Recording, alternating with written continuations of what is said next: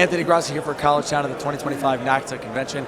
Happy to sit down with Pacific Lutheran University Director of Athletics and Recreation, Mike Snyder, and Massachusetts College of Liberal Arts Director of Athletics and Recreation, Mooney, the NADIIAA leadership.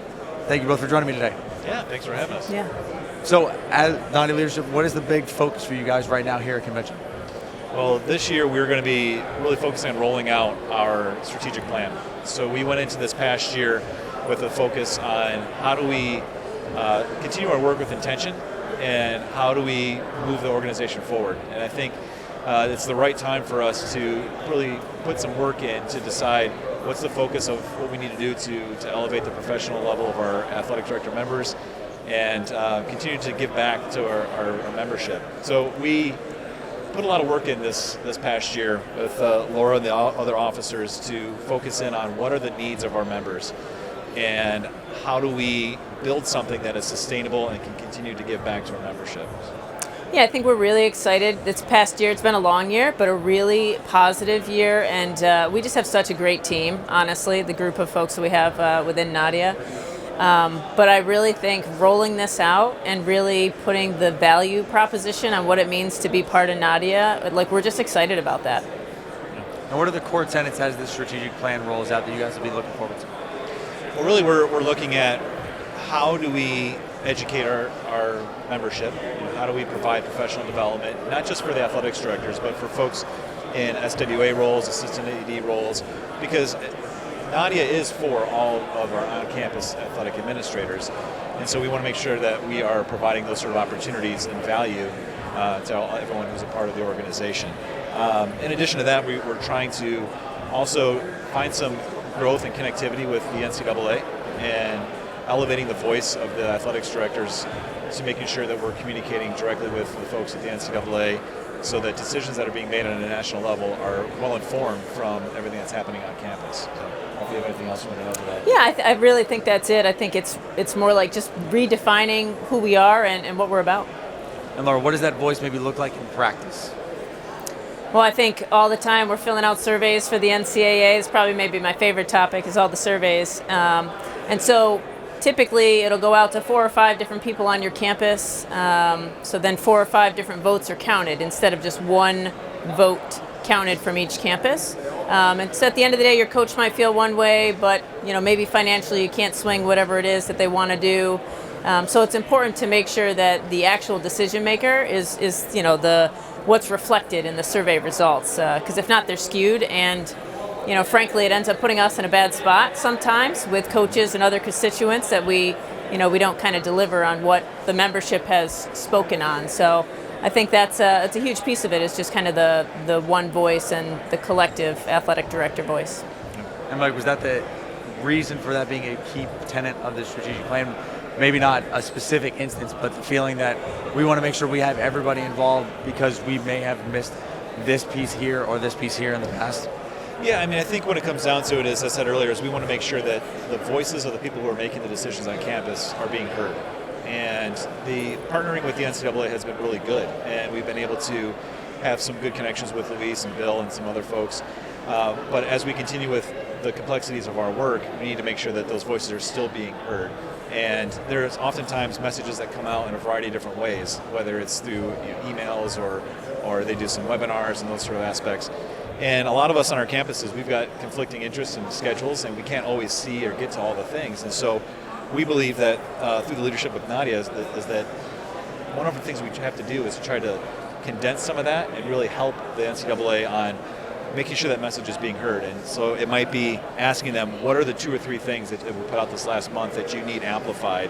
And we'll put that out on our community forum, and we'll push that out just to get the feedback that the NCAA needs to continue to make their decisions. We're talking about the professional development piece. As in Director of Athletics chairs, what are the ways that you can help that part of your membership develop? So I don't know, do it as far as professional development is concerned? Yeah, I mean, I think we put on webinars throughout the year, which I think are really helpful. Sometimes they're targeted at a specific group, like the SWAs, or a specific topic or issue that's on campus. We think that's something that we need to continue doing. I think that's part of our responsibility to give back to the membership.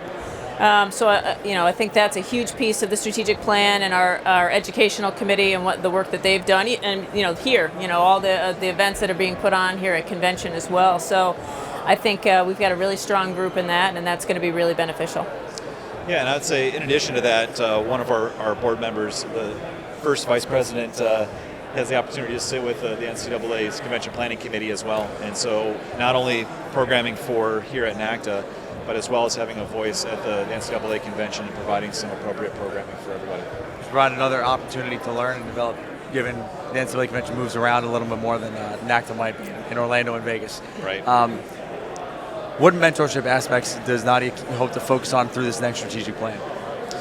Well, I think as far as mentoring, that's the lifeblood of what we do.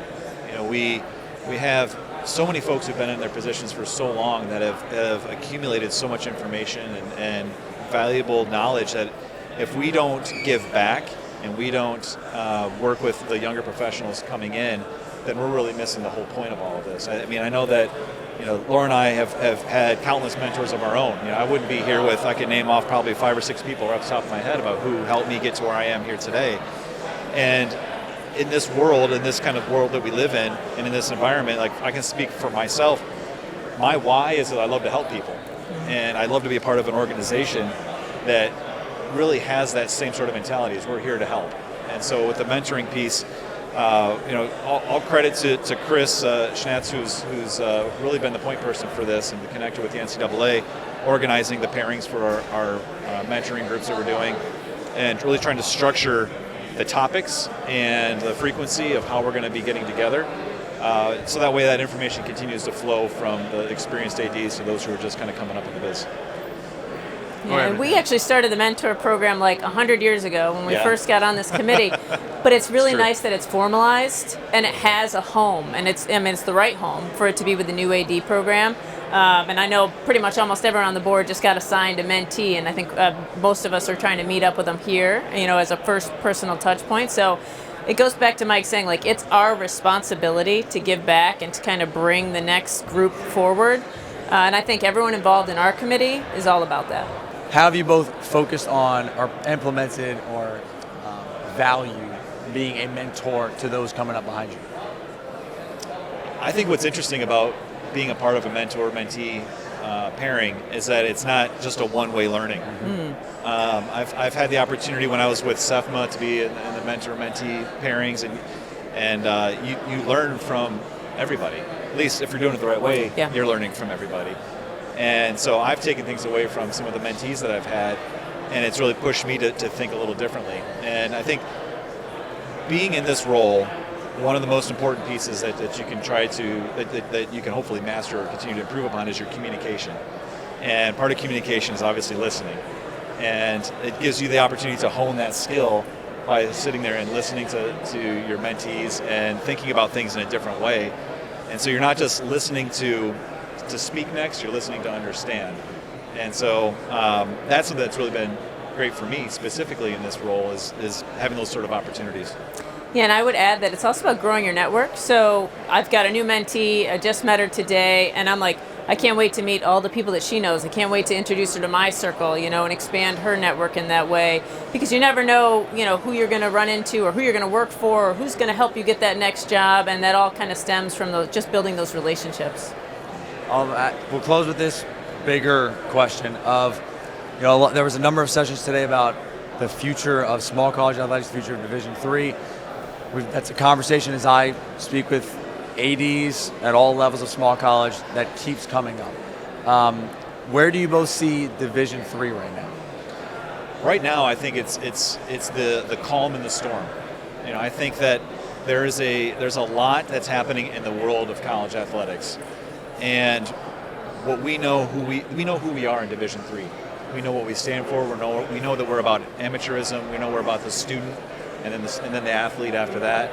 We are very clear on what the value proposition is within Division III athletics, and it's something that I'll say at the start of my career, I didn't know what that was, but man, I have found a home in Division III and have been here for a while now, and to me it's as strong as it's ever been.